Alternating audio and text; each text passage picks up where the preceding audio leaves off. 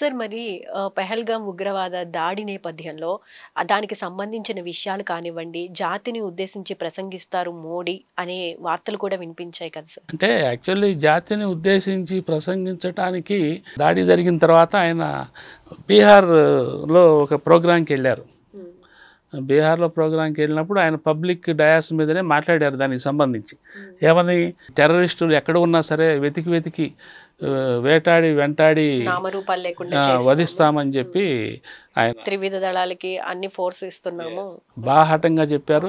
తర్వాత cabinet meetings, political cabinet committee meetings, రకరకాల మీటింగులు, ఏది సెక్యూరిటీ పరంగా, డిఫెన్స్ పరమైన, రక్షణపరమైన సబ్ కమిటీ సమావేశాల్లో నిర్ణయాలు తీసుకున్నారు మొత్తానికి. అయితే అవన్నీ కాన్ఫిడెన్షియల్గా ఉంటాయి కాబట్టి బయటికి చెప్పరు.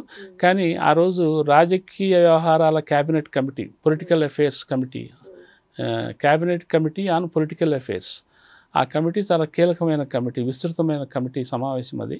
అందులో త్రివిధ దళాధిపతులు ఉంటారు ఏమండి.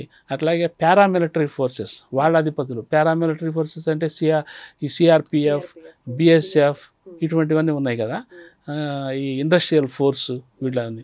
సో దాని హెడ్స్ కూడా ఉంటారు. సో వాళ్ళందరి మీటింగ్లో డిసైడ్ చేసి తర్వాత మోడీ గారు చెప్పారు ఏమని, వాళ్ళందరికీ ఫుల్ హ్యాండ్ ఇచ్చాను, లెట్ దెమ్ డిసైడ్. ఇప్పుడు జరిగిన ఇన్సిడెంట్కి ఏం చేస్తే బాగుంటుంది, ఎట్లా చేయాలి, ఎప్పుడు చేయాలి, ఎలా చేయాలి, it's all left to them అని చెప్పి. జస్ట్ మాకు ఒక ఇన్ఫర్మేషన్ ఇస్తే చాలు, మీరు ఏం చేయాలనుకున్నది చెప్తే చాలు, మిగతాదంతా మీ ఇష్టం అన్నట్టు. సో ఇంకా అంతకు మించి ఆయన చెప్పడానికి ఏమీ లేదు.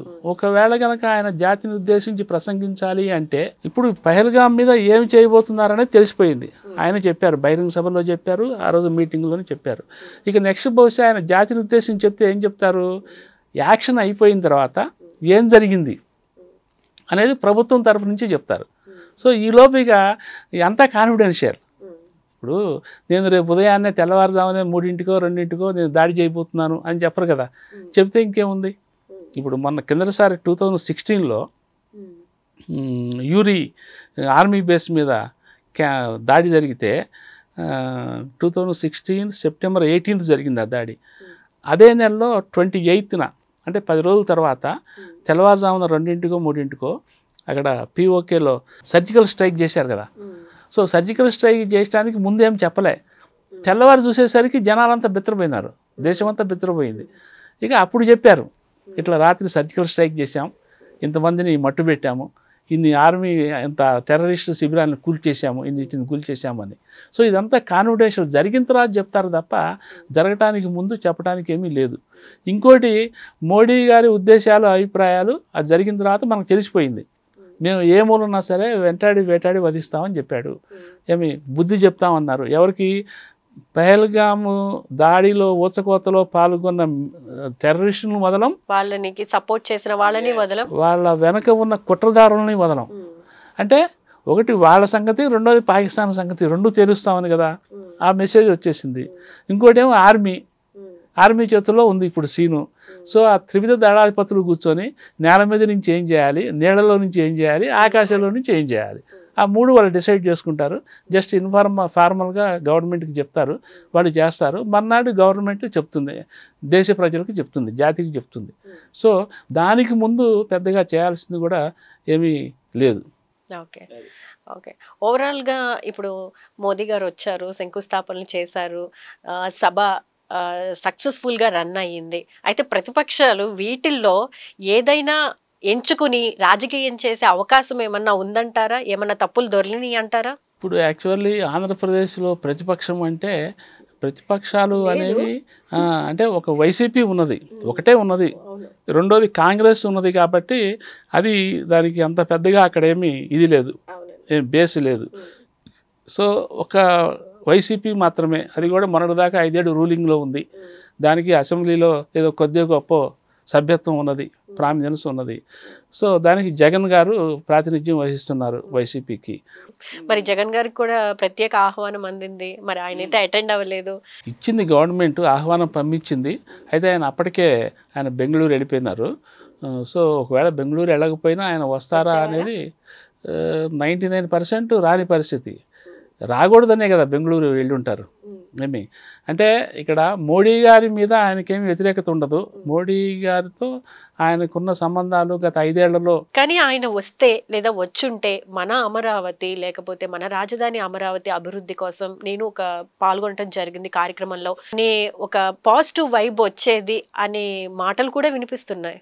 అంటే ఇప్పుడు యాక్చువల్లీ జగన్ గారు విధానపరమైన నిర్ణయం తీసుకొని ఉంటే ఏంటి, ఏదో నేను అప్పుడు 5 ఏళ్లలో 3 రాజధానులు కట్టాలనుకున్నాను, సరే ఓకే అయిందేదో అయిపోయింది, నవ్వు ఐఆమ్ విత్ అమరావతి, నా విధానం మార్చుకున్నాను, అమరావతికి నేను జై అని గనక ఆయన విధానపరమైన నిర్ణయాన్ని మార్చుకొని ఉంటే మోడీ వస్తున్నారు కాబట్టి వచ్చే అవకాశం ఉండేది. డెఫినెట్గా ఆయన వస్తే మరి ఆయన డయాస్ మీద కూడా ఒక ప్రతిపక్ష నాయకుడిగా అంటే టెక్నికల్గా ప్రతిపక్ష నాయకుడు హోదా లేకపోయినప్పటికీ ప్రతిపక్ష పార్టీ నా అధినేత కాబట్టి డయాస్ మీద కూడా ఆయనకి ప్లేస్ ఇవ్వచ్చు, ఇచ్చుండొచ్చు కూడా, ఇచ్చుండే అవకాశాలు కూడా ఉన్నాయి.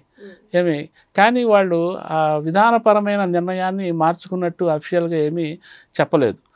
సో అసలు అమరావతినే వాళ్ళు వ్యతిరేకించారు కాబట్టి 5 ఏళ్ళు అమరావతిని దాన్ని అట్లా వదిలేశారు కదా, అనాథలాగా వదిలేసి ఆల్టర్నేటివ్ మెజర్స్ చూసుకున్నారు వాళ్ళు, వైజాగ్ కానీ 3 రాజధానులు అని చెప్పి. సో అటువంటిది విధానం పార్టీ పాలసీ మార్చుకోకుండా మోడీ వచ్చారు కదా అని చెప్పి రావటానికి స్కోప్ లేదు ఆయనకి. సో పైగానేమో ఇక్కడ తెలుగుదేశము పొలిటికల్ రైవలరీ పార్టీ, రాజకీయపరమైన ప్రత్యర్థి. గత 5 ఏళ్లలో ఒక తెలుగుదేశం ఒక వైసీపీ మధ్య ఎంత పచ్చగడ్డేస్తే బగ్గుమన్నదో మనం చూసాం. సో అటువంటిది ఇప్పుడు అతి తక్కువ సమయంలోనే ఎటువంటి ర్యాపోర్ట్ లేకుండా మళ్ళీ ఆయన రావటం అనేది ఊహించడానికి కూడా అవకాశం లేని అంశం అది. మరి కాంగ్రెస్ పార్టీ తరపున తమ స్వరం వినిపించడానికి షర్మిల గారు ఇప్పుడు మోదీ గారికి నేను మట్టిని గిఫ్ట్గా ఇస్తాను, దాని మీద ప్రామిస్ చేసి మీరు అమరావతికి అన్ని విధాలా న్యాయం చేస్తానని చెప్పండి, ఇట్లాంటి మాటలు కూడా మాట్లాడడం జరిగింది. దీని మీద మీ కామెంట్? సరే, ఆమె కూడా ఒక ప్రతిపక్ష పార్టీ నాయకురాలు. ఓకే, వాళ్ళకి అసెంబ్లీలో ఎటువంటి ప్రాతినిధ్యం లేకపోయినప్పటికీ కాంగ్రెస్ పార్టీ నాయకురాలు, పిసిసి ప్రెసిడెంట్, రాష్ట్ర స్థాయి అధ్యక్షురాలు ఆవిడ. ప్రధానమంత్రి మోడీ అమరావతి వస్తున్నారు కాబట్టి వాళ్ళ రియాక్షన్ కూడా ఉండాలనే ఉద్దేశంతో ఆమె చేసింది. కానీ నేను మట్టి ఇస్తాను, మట్టి మీద ప్రామిస్ చేయ అని అనటంలో ఏంటంటే కొంత వ్యంగ్యం. ఎందుకంటే కిందసారి ఆయన మట్టి ఇచ్చెళ్ళారు, మట్టి నీళ్లు ఇచ్చెళ్ళారు. సో అదేమో మెటీరియలైజ్ కాలేదు కదా, చివరికి ఆ ప్రయత్నం మెటీరియలైజ్ కాలేదు. సో దాన్ని దెప్పి పొడుస్తున్నట్టుగా ఆవిడ వ్యాఖ్యానం ఉన్నది. పైగా దాని మీద ప్రమాణం చేసి చెప్పండి అని అనాల్సినంత అవసరం ఇప్పుడు లేదనిపిస్తుంది. ఎందుకంటే చంద్రబాబు నాయుడు గారు గవర్నమెంట్ వచ్చిన తర్వాత ఈ 11 నెలల్లో పురోగతి అయితే కనిపిస్తున్నది. ఏది, ఒక అమరావతి ముందుకు సాగుతున్నది, ఒక పోలవరం ముందుకు సాగుతున్నది, ఇతరత్ర రోడ్లు కొత్తగా వేస్తున్నారు, అదొక పురోగతి సాగుతున్నది. సో కొంచెం పాజిటివ్ వైబ్ కనిపిస్తున్న నేపథ్యంలో మోడీ గారు ప్రామిస్ చేయాలని అడగటంలో పెద్దగా జనాన్ని మనం కన్విన్స్ చేసే ఆర్గ్యుమెంట్ కాదు అది. రైట్ అండి, థ్యాంక్ యూ సో మచ్ అండి. మా స్టూడియోకి వచ్చి చాలా విషయాలు మాతో షేర్ చేసుకున్నందుకు ధన్యవాదాలు. థ్యాంక్ యూ అండి, థ్యాంక్ యూ.